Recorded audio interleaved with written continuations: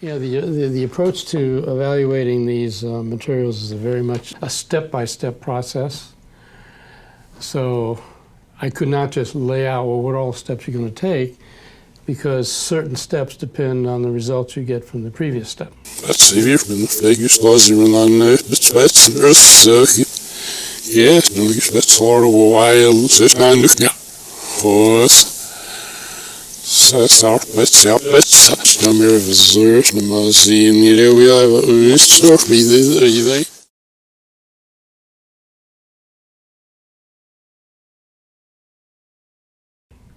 To start, we'll look at its physical structure under high magnification, just ordinary microscopes and so on, and keep notes on what kind of details we see. Is there evidence of, nanoengineering or whatever? And then there's certain straightforward, simple things we can do, like measuring conductivity through different surfaces and that kind of stuff.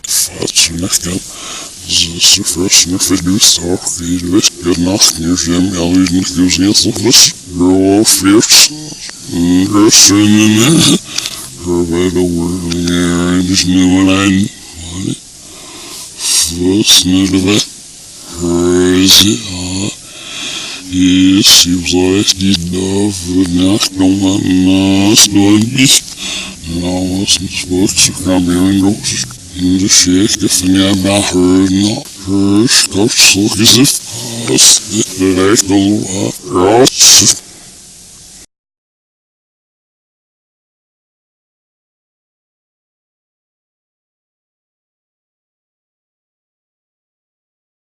And then the next layer that we always do is to determine its chemical constituents.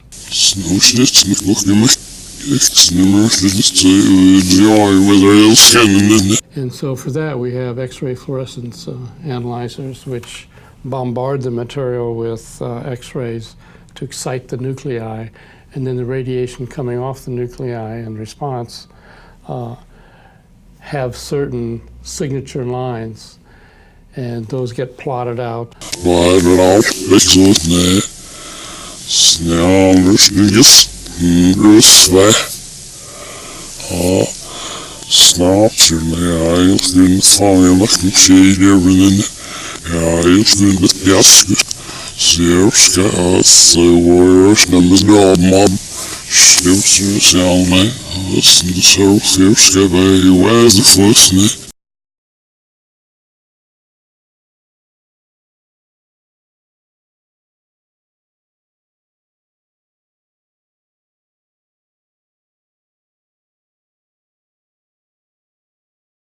So if it's magnesium or iron or copper or zinc or whatever, you get a nice plot that runs out, and you see these lines that are associated with each of the chemical elements. How accurate is that? That can be very accurate. I mean, we're down to where you can distinguish between elements that are right next to each other in the periodic table. So if there's anything unusual in there, we, at least at the molecular chemical level, we should be able to see it. Okay. On the other hand, if we decide, maybe there's some subtleties or nuances there, then as part of our procedure, another step would be to outsource it to other laboratories that we have access to, which have even finer scale. So this initial thing is just to sort of give us the overall view. And so we say, okay, it has these chemical constituents. We'd like to determine the isotopic content of those particular chemical elements, because it turns out that the signature, whether a piece of material is from terrestrial sources or potentially extraterrestrial sources, even including like meteorites that come in or whatever, can have a different signature.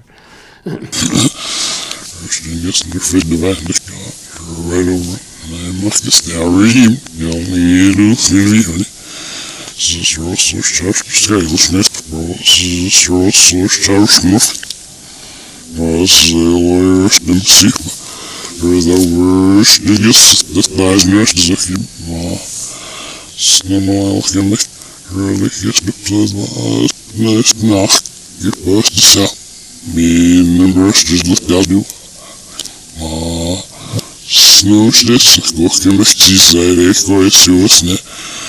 Vi var voice, vi grosseste sengen, så skyldes det. Extra off, när vi värst nu. Så skrev jag hos jag också bad. Röda hus, det strås, last det blev bättre than that. Hus det så prövar upp till annan. As a snow in Brazil, that's much for the money that's you are fitting they not. It's the labels. It's the labels. She will not walk on that girl. It's bell on the that seals that you are in the lotion and you think as it was. Yeah, you're in the last just can never just know what.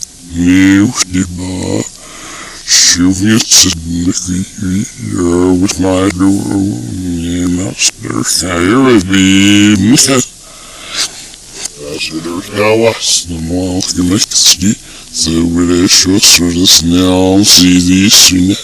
Was no result. Sound like her work. Yes, walk on the amazing. You must live for us.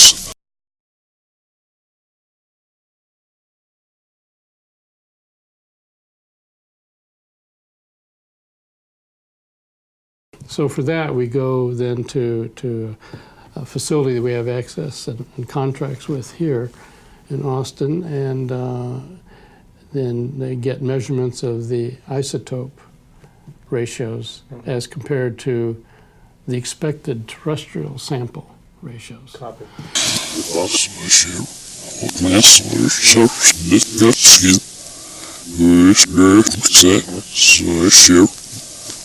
What the shot is was no shun again net and the tone very so scarf knocking the sky by we Lucifer first as war you as the first.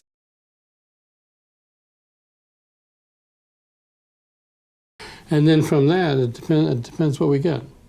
You know, if it turns out that it looks pretty terrestrial, okay, then, you know, we may stop at that point. But if it looks like it's a non-terrestrial distribution, then we can look a little closer to determine, okay, so it could be non-terrestrial because it's, say, a meteorite. It comes from outside the solar system. Or it could be non-terrestrial because it was engineered in another solar system. So then we would go deeper steps to look for all the evidence of engineering.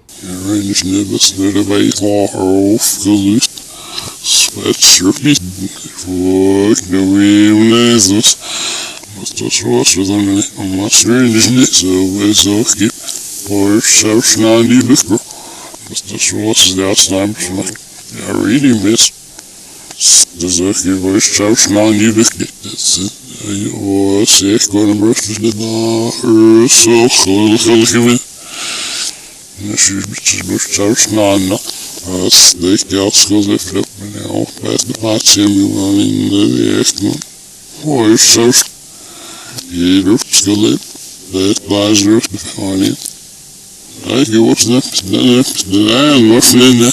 And then depending on what we find, you know, if there's layering of materials that are bonded together, you know, we go into the regular literature to determine, okay, are there problems bonding these kinds of materials together or not? So then it becomes like a tree. And you have all these branches to follow with regard to bonding and with regard to isotope ratios. And so then at that point, it's the data that leads us. So it's hard to say in advance, you know, where we would go with it. That's what the room snäv när det så gratis det så stilla det så den är så share what the shop this burgers with knob this burgers will off just now you already here's because much given the this on like so here's the business you know in barber where is it I going to brush the dirt really with the noise Like the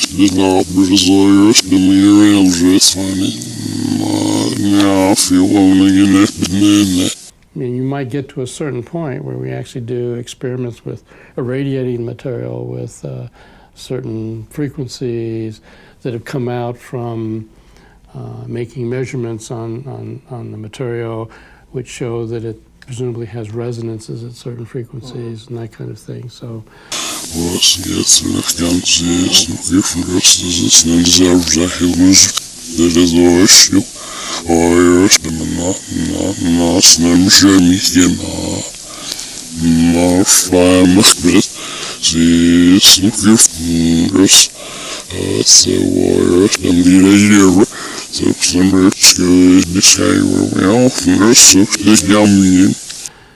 So the number of tracks that can go down can be very great, and then the number of you still have a lot of choices. You can say, okay, do I want to go in the lab and make measurements on the material, radiate the material, see what kind of response we get, or do I want to do simulation analysis in exquisite computer programs to lay down properties that we find with the material, and then in computer simulations determine what would happen if it were irradiated with this frequency or that frequency.